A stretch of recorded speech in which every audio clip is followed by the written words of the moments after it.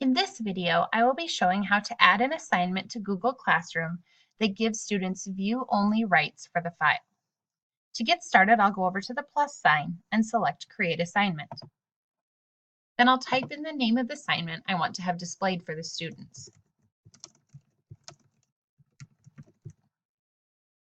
Next, I can add instructions that I want the students to follow. Then I'll include a due date and time. And I can choose a topic to help organize this assignment in Google Classroom. When I'm ready to upload my file, I'll choose where I want to upload it from. I can select a file directly from my computer or choose something from my drive. In this case, it's something I recently viewed in my drive, so that will be the quickest way to find it. Once I've selected the presentation, I click Add, and it will appear in this assignment draft. Before assigning it, I want to make sure I've given students the access to the file that I want them to have.